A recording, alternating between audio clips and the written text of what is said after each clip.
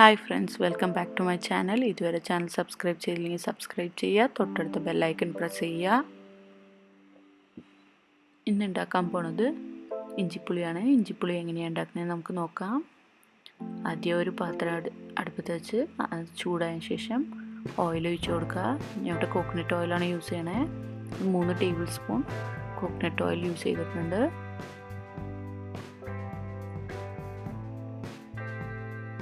ഇതിലേക്ക് കടുക് ഇട്ട് കൊടുക്കാം. ഞാൻ ആദ്യം തന്നെ താളിപ്പൊക്കെ റെഡിയാക്കിയിട്ടാണ് ഇഞ്ചിപ്പുളി ഉണ്ടാക്കണേ. ഇതിലേക്ക് ഉലുവ ആഡ് ചെയ്ത് കൊടുക്കാം. ഉലുവ വേണമെങ്കിൽ നിങ്ങൾക്ക് വറുത്ത് പൊടിച്ച് പൗഡറാക്കിയത് അവസാനം ആഡ് ചെയ്താലും മതി. ഞാൻ ഇവിടെ എല്ലാം റോ ഇൻഗ്രീഡിയൻസ് ആയിട്ടാണ് ആഡ് ചെയ്യണേ. ഇതിലേക്ക് വറ്റൽമുളകും കറിവേപ്പിലയും ആഡ് ചെയ്ത് കൊടുക്കാം.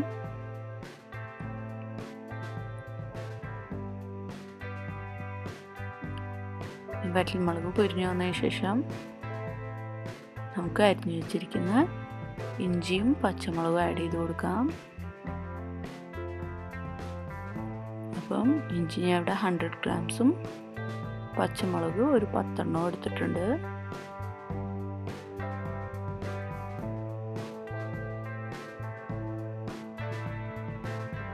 എരിവില്ലാത്ത മുളകായതുകൊണ്ടാണ് ഞാൻ അത്ര എടുത്തത്. അപ്പോൾ ഇത് നന്നായി മുരിഞ്ഞു വരണം. ചിലവർ ഇത് അരച്ചെടുക്കും മുരിഞ്ഞ ഇഞ്ചിയും പച്ചമുളകുമായിട്ട്. ഞാൻ ഇങ്ങനെ തന്നെ ആഡ് ചെയ്യാണ്. ഇത് നന്നായി മുരിഞ്ഞു വന്നതിന് ശേഷം മഞ്ഞൾപ്പൊടി ആഡ് ചെയ്ത് കൊടുക്കാം. പച്ചമുളകിന് പിന്നെ ഉണക്കമുളകും ആഡ് ചെയ്തുകൊണ്ട് മുളക് പൊടി കുറച്ച് കുറവ് തന്നെയാണ് ആഡ് ചെയ്ത് കൊടുക്കുന്നത്.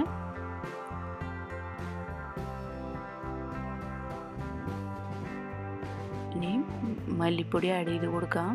ചിലവർ മല്ലിപ്പൊടി ആഡ് ചെയ്യാറില്ല, പക്ഷെ ഞാൻ മല്ലിപ്പൊടി ആഡ് ചെയ്ത് കൊടുക്കുകയാണ്.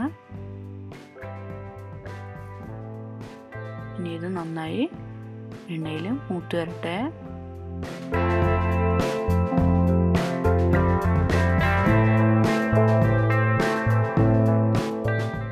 ഇനി ഇതിലേക്ക് കുറച്ച് കായപ്പൊടി ആഡ് ചെയ്ത് കൊടുക്കുകയാണ്.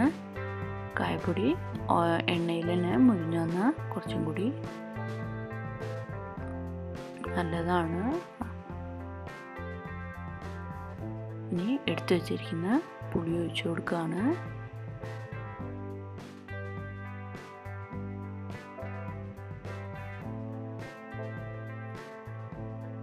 ഇതിലേക്ക്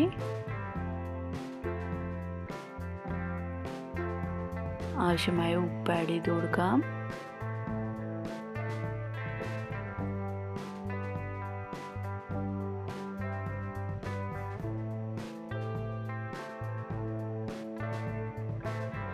ഇതിലേക്ക് ആവശ്യമായ ശർക്കര ആഡ് ചെയ്ത് കൊടുക്കുകയാണ്.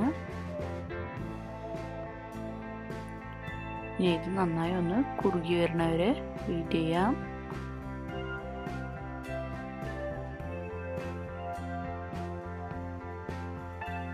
ഇനി നിങ്ങളുടെ ഇഞ്ചിപ്പുളിക്ക് കുറച്ച് വെള്ളം കൂടിപ്പോയെങ്കിൽ ഇനി ഇതിലേക്ക് വേണമെങ്കിൽ നിങ്ങൾക്ക് അരി വറുത്ത് പൊടിച്ച് പച്ചരി വറുത്ത് പൊടിച്ച് ഇത് ആഡ് ചെയ്ത് കൊടുക്കാവുന്നതാണ് ഇറക്കാറാവുമ്പം.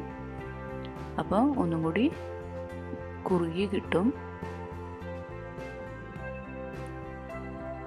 ഇനി ഞാൻ അങ്ങനെയൊന്നും ആഡ് ചെയ്യുന്നില്ല. ഞാൻ വെക്കുന്നത് തന്നെ കുറച്ച് ക്വാണ്ടിറ്റി കുറവായതുകൊണ്ട് വറ്റി വരുമ്പോൾ തന്നെ നല്ല ഒരു തിക്ക് ടെക്സ്ചർ ആവും. അപ്പോൾ നമ്മളുടെ ടേസ്റ്റിയായ ഇഞ്ചിപ്പുളി റെഡി ആയിട്ടുണ്ട്.